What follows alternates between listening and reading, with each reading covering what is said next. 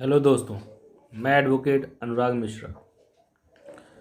आज मैं आपको प्लेंट कैसे तैयार की जाती है ये बताऊंगा।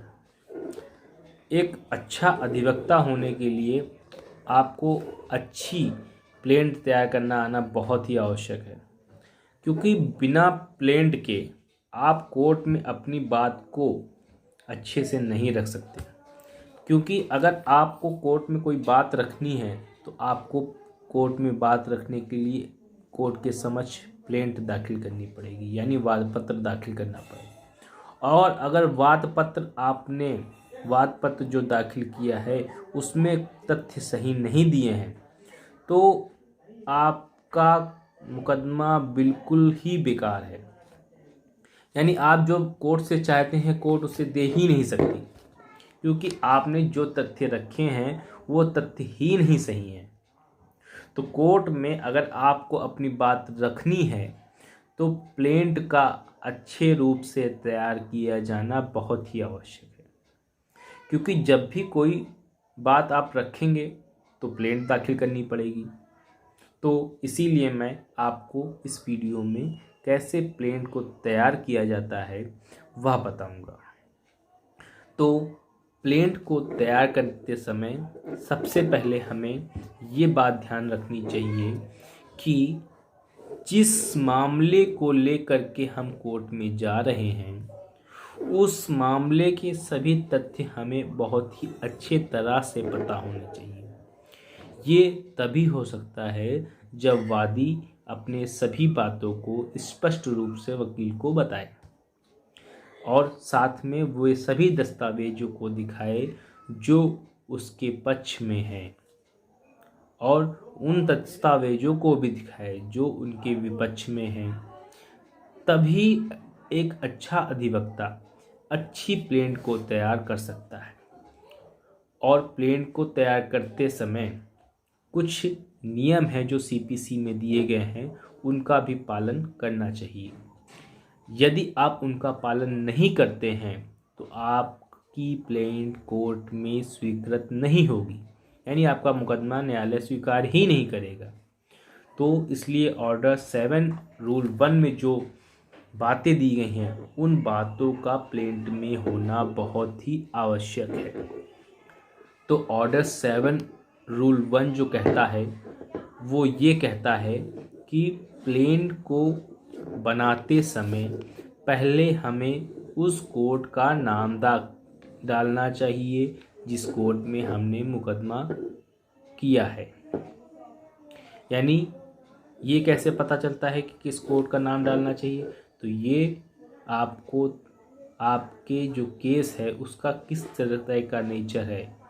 यानी यदि कोई संपत्ति है सिविल में और उसकी वैल्यूएशन 5 लाख तक है तो आप उस प्लेंट को दाखिल करते समय उसमें सिविल जज जूनियर डिवीज़न कनिष्ठ वर्ग डालेंगे कोर्ट का नाम। अगर 5 लाख से ऊपर है तो सिविल जज सीनियर डिवीज़न यानी वरिष्ठ वर्ग डालेंगे। इसके बाद आप वाद संख्या जो होती है वो हेडिंग डालेंगे और साथ में सन डालेंगे जिस सन आप उस मुकदमे को दाखिल कर रहे हैं। इसके बाद आप उस मुकदमे में एक वादी हैं तो एक वादी का नाम, उसके पिता का नाम, उसकी उम्र, उसका निवास डालेंगे। यदि एक से अधिक वादी हैं तो उसको दूसरा नंबर डाल करके डालेंगे। फिर बनाम करके अपने जो विपक्षी हैं प्रतिवादी हैं उनका नाम डालेंगे। एक से ज़्यादा हैं तो नंबरिंग कर देंगे, एक ही है तो नंबरिंग करने की ज़रूरत नहीं है। उसमें भी उनका नाम, पिता का नाम, उम्र, उनका निवास। इस तरह से आप प्लेंट का पहला पेज तैयार करेंगे। इसको तैयार करने के बाद आप ये भी मेंशन करेंगे कि आपका जो मुकदमा है वो मुकदमा किस नेचर का है, यानी स्टे सूट है, डिक्लेरेशन सूट है, किस तरह का सूट है, उसको हेडिंग के रूप में बीच में डालेंगे। इसके बाद आप जिस संपत्ति का मामला आप कोर्ट में ले जा रहे हैं उसकी वैल्यूएशन क्या है, मूल्य कितना है, उसको मेंशन करेंगे और उसके आधार पर न्याय शुल्क जो अदा किया है उसे भी मेंशन करेंगे। इस तरह से आप अपने पहले पेज को तैयार करते हैं। तैयार करने के बाद आप जो तथ्य हैं आपके मामले के, उन तथ्यों को स्पष्ट रूप से सही तरीके से अच्छी भाषा में लिखेंगे। सभी तथ्यों को लिखने के बाद आप अंत में ये लिखेंगे कि उपरोक्त मुकदमे को सुनने का क्षेत्राधिकार माननीय न्यायालय को है तथा उपरोक्त संपत्ति जिसका मूल्यांकन इतना है उस पर इतना न्यायिक शुल्क जमा किया है, ये बात को भी लिखेंगे अंत में। और आखिरी में जो आप कोर्ट से चाहते हैं उसको उपशम के रूप में लिखेंगे कि मुझे कोर्ट स्टे दे दे, मुझे कोर्ट प्रतिवादी जो हैं उनके खिलाफ बेदखल कर दे उन्हें। और साथ में ये भी लिख देते हैं कि अन्य कोई उपशम जो है जो माननीय न्यायालय को उचित लगे वो दिलाए, साथ में जो मुकदमे का व्यय है वो दिलाए। इन सब बातों को अपने उपशम में, अपने रिलीफ में लिखते हैं हम लोग। आपका जैसा मुकदमा होगा आप अपनी वैसी रिलीफ लिखेंगे, उपशम लिखेंगे।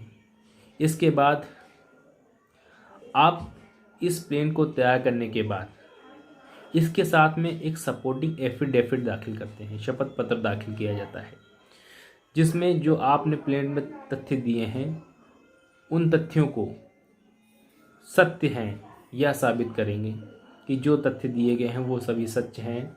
मेरी निजी जानकारी में कानूनी सलाह के आधार पर, प्राप्त सूचना के आधार पर, इस तरह का एक सपोर्टिंग एफिडेविट दाखिल करेंगे। और इन सब को दाखिल करने के बाद आपकी प्लेंट एक तैयार हो जाती है और अब आप अपने मुकदमे को कोर्ट में रख देते हैं। कोर्ट उसे देखने के बाद उसे स्वीकार कर देती है और प्रतिवादियों को, विपक्षियों को तलब कर लेती है। इससे आपका मुकदमा स्टार्ट हो जाता है। यहाँ से सिविल नेचर के मुकदमों की ये प्रारंभिक स्थिति है। इसी तरह से किसी कोर्ट में मुकदमा दाखिल होता है और इसके बाद धीमे धीमे अन्य प्रोसेस जो हैं वो होते रहते हैं। लेकिन आपने यदि अपनी प्लेंट ही गलत दाखिल कर दी है तो न्यायालय उसे स्वीकार ही नहीं करेगी। यदि स्वीकार कर लेती है प्रथमतः, लेकिन आगे चल के कुछ अगर उसमें कुछ त्रुटियां हैं, आपने गलत तथ्य दाखिल दिए हैं, तो अंत में वो फिर खारिज हो सकती है। तो इसलिए प्लेंट को बहुत अच्छे तरह से तैयार करना चाहिए, जिससे जब जवाब आए तो उसमें कोई ऐसी बात ना आए जिससे आपकी प्लेंट रिजेक्ट हो सके, खारिज हो सके। तो मैंने आपको इस वीडियो में एक अच्छी प्लेंट कैसे तैयार की जाती है वह बताया। धन्यवाद।